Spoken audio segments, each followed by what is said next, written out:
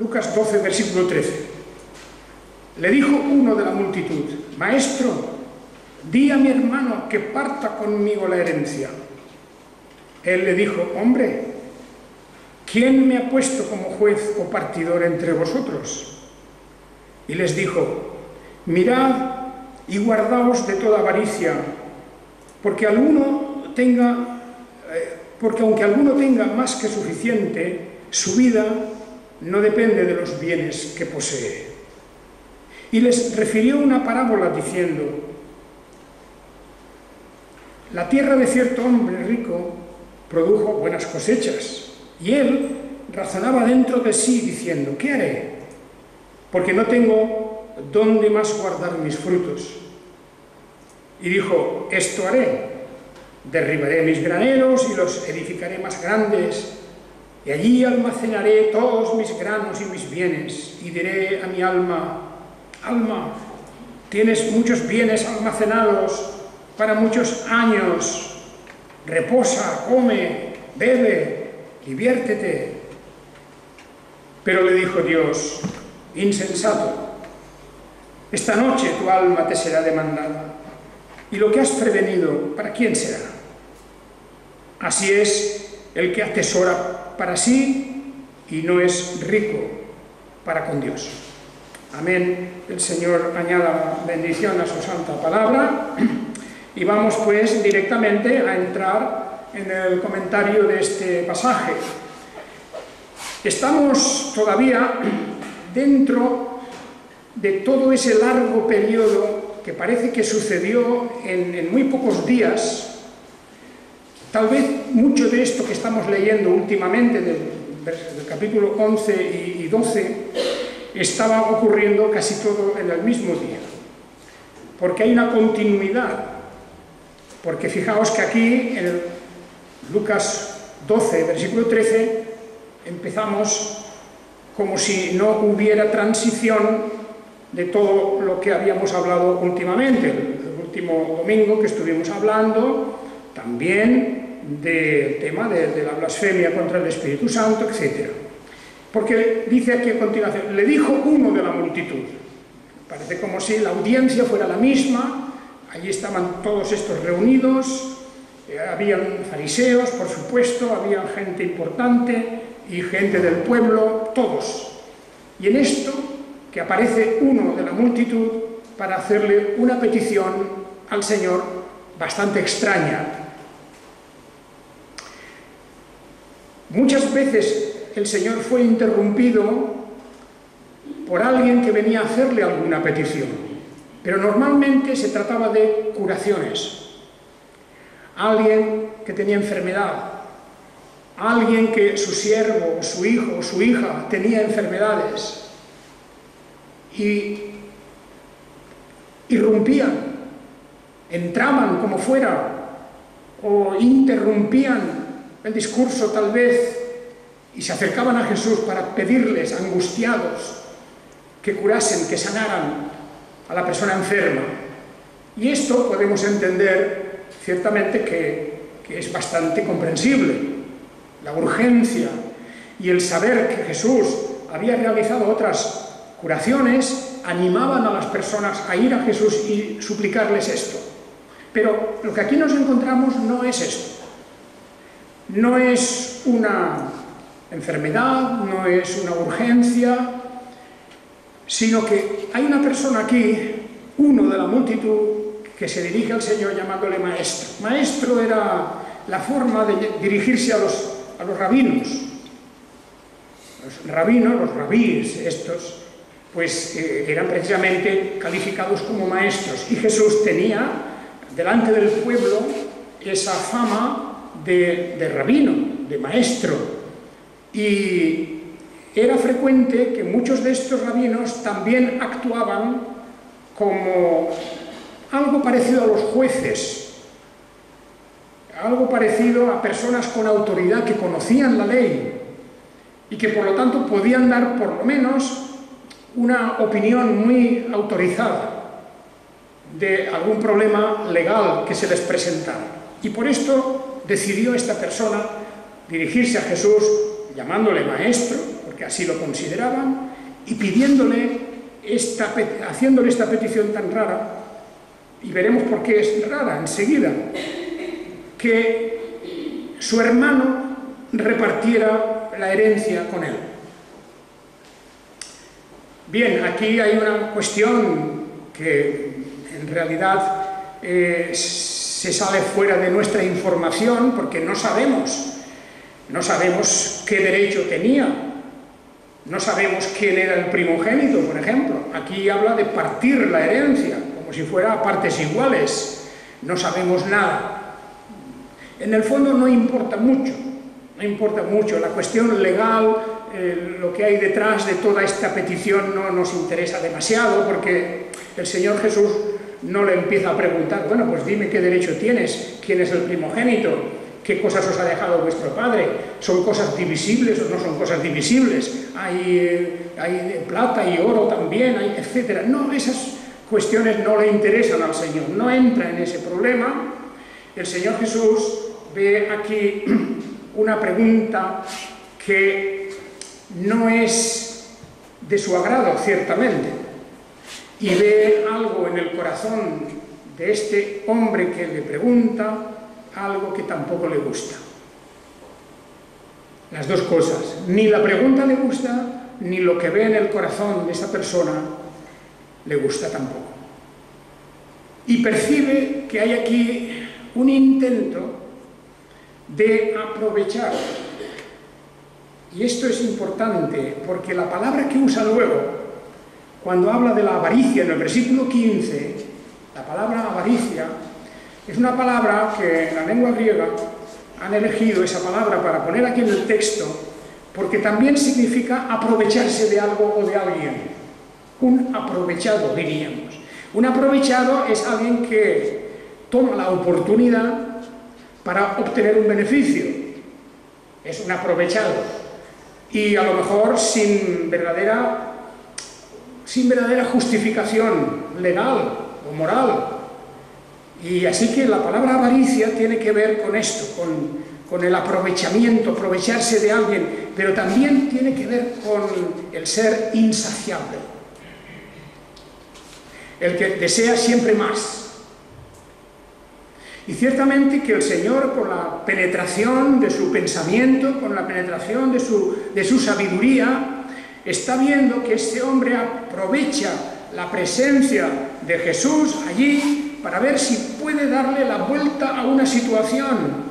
Tal vez no podía actuar legalmente, porque tribunales los había en Israel en este tiempo.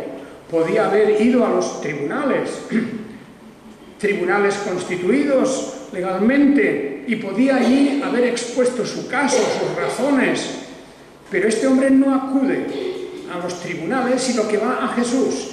Y eso no es una deferencia hacia el Señor Jesucristo, no hemos de interpretarlo como que él miraba a Jesús como alguien superior a los tribunales, sino que pensaba que debido a la bondad del Señor, el carácter afable del Señor Jesucristo, tal vez podría influenciarlo, tal vez podría de alguna manera llevar, como diríamos, las aguas a su molino. Esto es lo que había en su pensamiento. Y desde luego que el Señor Jesucristo percibió esta cuestión en ese corazón. Él vio que allí quería este hombre aprovechar su presencia y aprovechar seguramente las informaciones que tenía este hombre de la bondad del Señor Jesucristo para conseguir algo. Por lo tanto, la respuesta de Jesús es una respuesta bastante cortante. Y eso pasa muchas veces. El Señor Jesús responde y no es precisamente ningún ejemplo de amabilidad o de cortesía. Le responde de una manera cortante, porque le dice, hombre, fijaos, lo trata con este término, hombre. No le dice amigo, no le dice pues algo así parecido. Le dice, hombre, ¿quién me ha puesto como juez o partidor entre vosotros? Es un rechazo incluso del fundamento mismo de la cuestión, como diciendo el Señor: a mí no me corresponde esto, ¿cómo te atreves tú a venir a mí a resolver un tema del que yo nunca he hablado? No he hablado de estas cosas. Es más, en el discurso de Jesús, lo vemos, por ejemplo, en este mismo Evangelio, más tarde en el Evangelio de Lucas, capítulo 19, y en el versículo 10, cuando la entrevista con Zaqueo, y en la casa de Zaqueo, Jesús define el propósito de su venida a este mundo. No ha venido a resolver estas cuestiones. El Hijo del Hombre ha venido a buscar y a salvar lo que se había perdido. Esas son las palabras que Jesús dice. No viene a resolver pleitos, ni querellas, ni intereses materiales de nadie. No viene a eso, lo rechaza. Acordaos que cuando le propusieron la pregunta sobre aquella moneda con la efigie del César, querían hacerle caer en una trampa, claramente, si era lícito o no era lícito dar el tributo. Pues era una pregunta, además de que tenía trampa, era una pregunta del ámbito económico, político, una serie de cosas que el Señor les contesta, como ya recordaréis todos. Pues, ¿de quién es esta cara?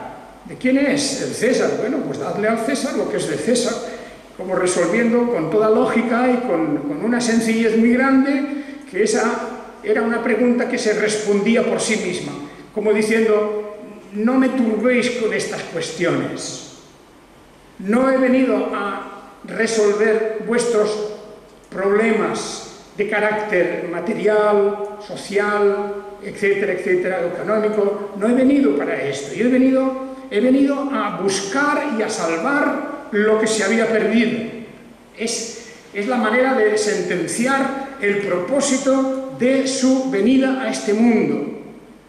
Una gran lección, por cierto, porque si nosotros alguna vez tenemos la impresión de que es el Señor quien tendría que solucionarnos un problema así, en eso nos equivocamos. Con esto no quiero decir que no podamos suplicar al Señor. El Señor interviene en nuestra vida, en nuestros problemas, en nuestras dificultades, etc. Sí, es verdad, todo en oración podemos presentarle al Señor problemas de todos los géneros, de todo tipo, siempre que sean legítimos. Pero no pensemos nunca que la función del Señor Jesucristo en su venida a este mundo, particularmente cuando estuvo físicamente aquí, en la tierra, que era pues resolver los problemas de todos. Problemas legales, problemas de familia, problemas económicos, problemas sociales, etcétera, etcétera. La lista se podría hacer enorme, y si el Señor se hubiera dedicado a eso, no habría tenido jamás tiempo, en aquel momento que estuvo, de poder anunciar y proclamar el Evangelio. Él ha venido, como dice aquí, a buscar y a salvar lo que se había perdido. Evangelio de Lucas, capítulo 19 y versículo 10. Bien, entonces en la respuesta de Jesús aparece la palabra avaricia. De momento podríamos decir: vaya, el Señor es bastante estricto, porque este hombre lo único que ha hecho es pedirle que intervenga y que su hermano se reparta la herencia con él. Y Jesús dice, guardaos de toda avaricia.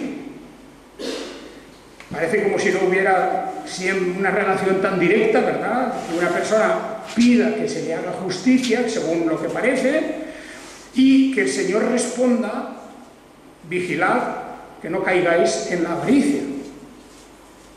¿Qué cosa vería él en el corazón de esta persona para hablar de avaricia? Palabra que también significa aprovecharse de algo.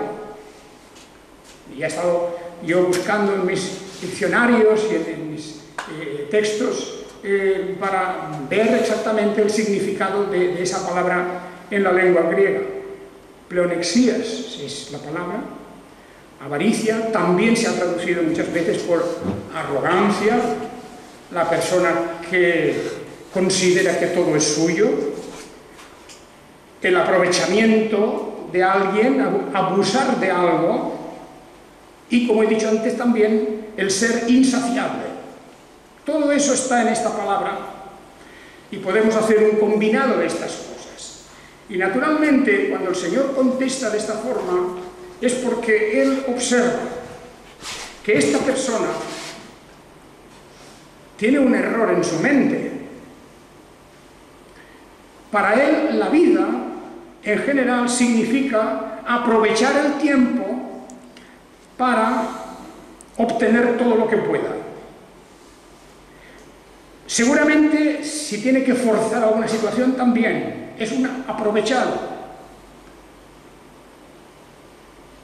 Estaba delante del maestro, le reconoce como maestro, no le pregunta nada sobre una cuestión sobre su espíritu, no le pregunta nada sobre el camino de salvación, ni sobre el más allá, no le pregunta nada en respecto a la ley, si tiene alguna duda, la ley de Moisés, no, esas cuestiones no le interesan. Viene con un aire de arrogancia porque menosprecia la enseñanza del Señor y viene a concretar sobre algo que a Él le interesa más que nada. Y por eso el Señor Jesús inmediatamente pone la palabra avaricia. La palabra avaricia. Esta persona, después de este episodio, iba a continuar igual, con su obsesión, con su visión torcida, equivocada, de pensar que la vida hay que aprovecharla para acumular todo lo que se pueda. Como he dicho, insaciablemente, nunca estaría contento porque su meta en la vida era tener más cada vez. Esto es un peligro que hemos de tener en cuenta.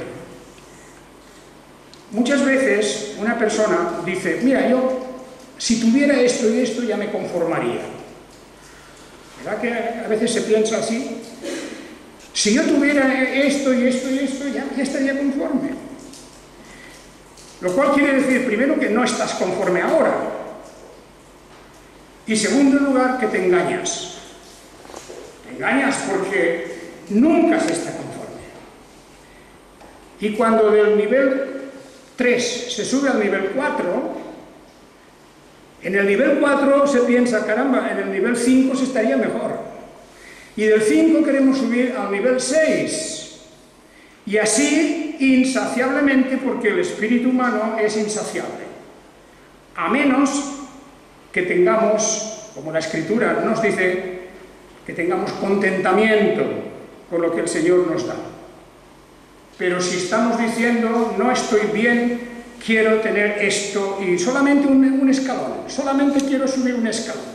Mira, cuando lo hayas subido, verás que hay otro escalón y que allí el tiempo está mejor y allí están las cosas mejor. Vamos a subir al otro escalón. Y aquí tenemos a este hombre. Para él la vida era esto.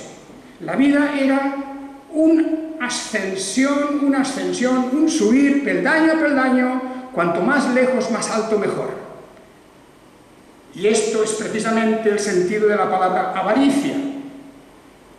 La avaricia, la acumulación continuada, ininterrumpida y, como digo, insaciable. No penséis que son pocas las personas que tengan eso. Ese es un mal que puede infectar a cualquiera de nosotros. En una escala, en una medida, en otra, pero que con el tiempo se va desarrollando. Y es que el cristiano tiene la enseñanza y la advertencia del Señor y de las Escrituras de que estemos conformes con lo que el Señor nos ha dado. Y cuando Él quiera darnos más, nos lo dará. Esa es la cuestión. Pero no tener los ojos puestos siempre en algo más arriba porque allí se está mejor. Así que la pregunta es, ¿realmente cuál es el significado de nuestra vida? O sea, ¿para qué vivimos? ¿Para qué? ¿Cuál es nuestra meta en la vida? Este hombre, cuando estaba tan satisfecho y contento porque ya no le cabía, sus bienes ya no le cabían en sus almacenes, y se felicita diciendo: alma, tienes muchos bienes almacenados para muchos años, como diciendo, qué tranquilidad, todos estos años no tengo que preocuparme de nada, come, bebe, diviértete.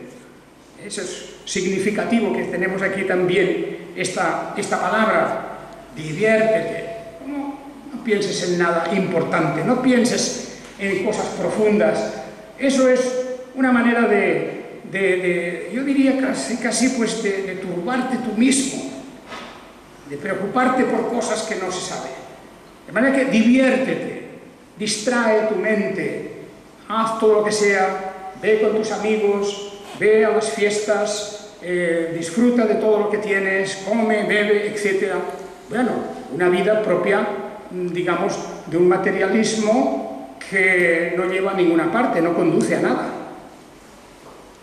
Entonces, el Señor está tocando aquí el punto clave sobre esta cuestión, porque está preguntándonos qué es lo que esperamos de esta vida, qué significado le encontramos a esta vida y para qué vivimos. Hay palabras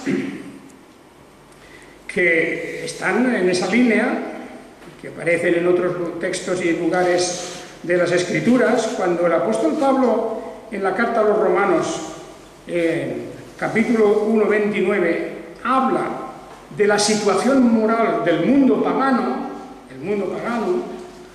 habla de ellos diciendo que están atestados de toda injusticia, perversidad, avaricia, maldad, colmados de envidia, y ahí continúa con esa descripción, que no quiere decir que cada persona lo tiene todo, pero que eso es lo que hay ahí potencialmente, y lo que en muchos se manifiesta con toda claridad. Pero fijaos, una de las formas de describir el mundo del no creyente es la avaricia. Claro, porque la atracción que ejerce sobre nosotros todo lo que se refiere a los bienes materiales, aquí la herencia, no sabemos en esa herencia cuánto había, no sabemos, pero es igual, este hombre estaba dispuesto a luchar contra su hermano y a utilizar al Señor Jesucristo para resolver su problema.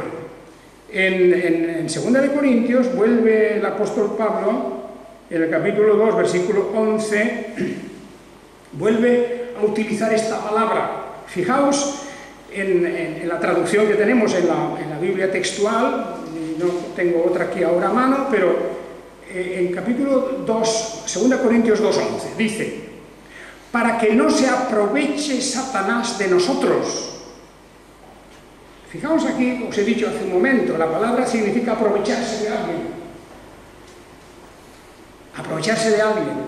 Y dice el apóstol, después de toda esta exhortación que hace a los creyentes, como de conducta, dice: y a quien algo perdonéis, yo también perdono, porque lo he perdonado, y si algo he perdonado ha sido por vosotros en presencia del Mesías. Está hablando en este capítulo de 2 de Corintios de cosas espirituales, está hablando de la relación entre hermanos, de todos estos problemas, etc. Y dice: tenéis que ser así para que no se aproveche Satanás de nosotros. Y la palabra es lo mismo, pleonexías, la misma palabra que tenemos aquí para avaricia, que no se aproveche Satanás de vosotros. Es decir, descubre que en Satanás hay una avaricia que nunca queda satisfecha, y es la de manipularnos, la de utilizarnos, la de hacernos parte de su juego, meternos dentro de su estrategia. Y por eso el apóstol dice, cuidado, que no se aproveche Satanás de nosotros. ¿Lo tenéis en cuenta? Que cuando andamos fuera del camino de alguna manera es que ya Satanás ha puesto sus ojos sobre nosotros con avaricia, como para decir, uno más, ya tengo uno más. Y así anda buscando, como dice el apóstol Pedro, como girando en torno nuestro como un león rugiente, para que de alguna manera pueda arrancar a alguien. Es que Satanás quiere aprovecharse de nosotros. Aprovecharse significa eso, encontrar a alguien a quien pueda meter en el saco, meterlo dentro de su saco. La avaricia, la insaciabilidad del espíritu del mal. Por eso el apóstol dice, pues tenéis que tener esto muy en cuenta. Cuidado, andad rectamente, pensad. Cada día tendríamos que pensarlo. ¿Cuál es el verdadero propósito de mi vida? ¿Para qué vivo yo? Vivo como este hombre para cada día tener más, y mi pensamiento está fijo en eso. Y creo que realmente con eso voy a tener todo garantizado. Me doy cuenta yo de eso, me hago esta pregunta del significado de nuestra vida. Para un cristiano no puede ser esto. Lo es para personas y gentes que no valoran las promesas de Dios, ni el más allá, ni la vida eterna. Para ellos sí, ellos se afanan en este mundo para acumular, para tener lo mejor posible. Realmente es para esto, comer, beber y divertirse. Porque fundamentalmente es lo que se busca. Luego también, claro, la realización de los sueños de cada uno, el ego, de cómo puede tener más influencia en la vida, etc. Bien, todo eso lo dice Jesús. Y entonces, pues claro, naturalmente que esto está ligado a la parábola que tenemos aquí, que forma parte de todo esto que estamos explicando, esta parte, como el Señor Jesucristo viene a ilustrar enseguida que le dice estas cosas con la parábola que acabamos de mencionar. Así que por eso fijaos que en el versículo 15, mirad y guardaos de toda avaricia, porque aunque alguno tenga más que suficiente, su vida no depende de los bienes que posee. ¡Qué gran lección! En el mundo del materialismo. Materialismo es, naturalmente, el poner la confianza en todo aquello que vemos y tocamos, ¿verdad? Y no es una cuestión de poner aquí una etiqueta a un sistema político o sistema económico, no, el Señor Jesucristo nunca habló ni de comunismo, ni de capitalismo, ni nada, por eso son etiquetas que se pone a lo mismo, a la misma cosa. Son etiquetas diferentes para dos cosas que es la misma cosa.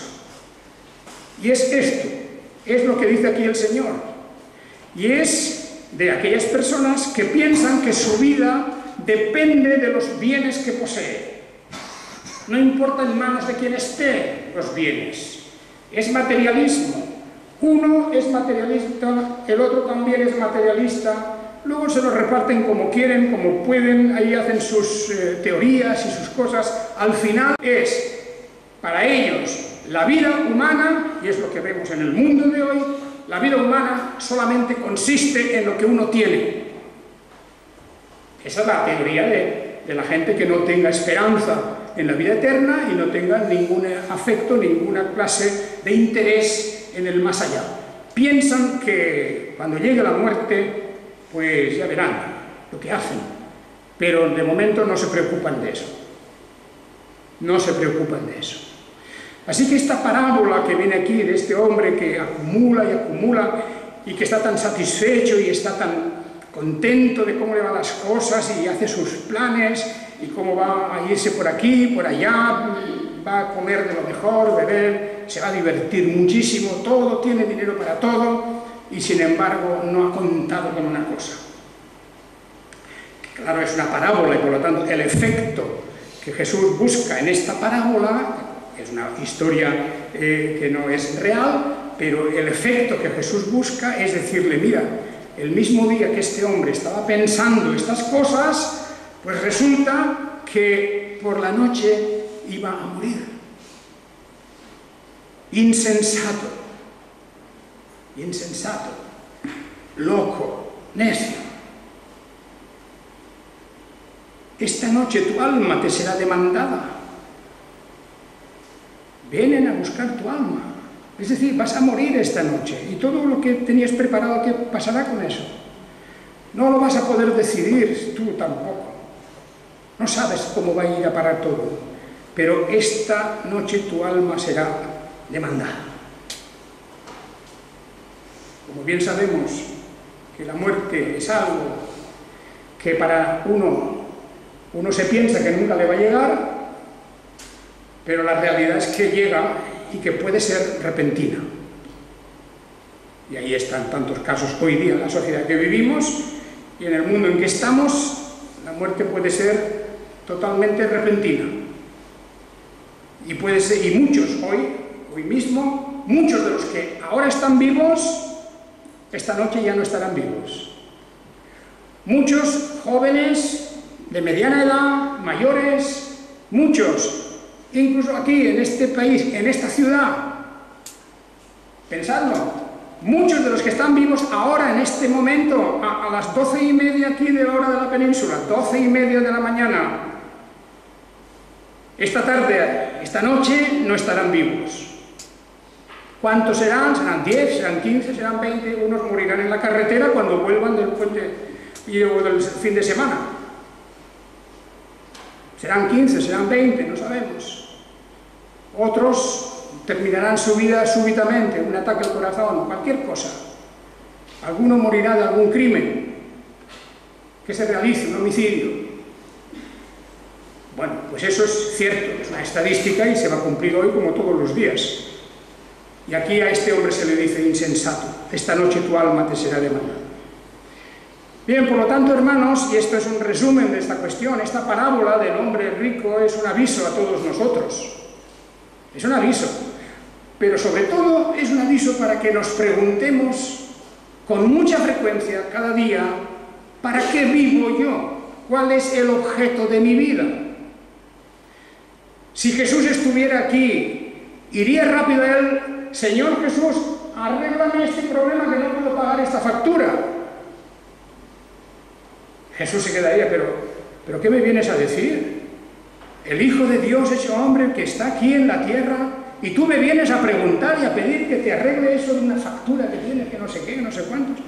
¿Cómo te atreves tú a venir a decir, Señor, que mi hermano se reparta la herencia conmigo?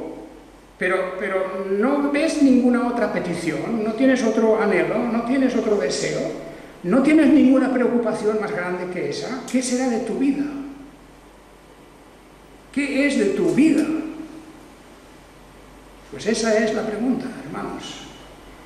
Y por eso precisamente esta parábola y esta enseñanza la tenemos que tener muy en cuenta. Alguien podría decir, hombre, entonces ¿es pecado tener dinero? O digamos incluso tener mucho dinero, ¿es pecado?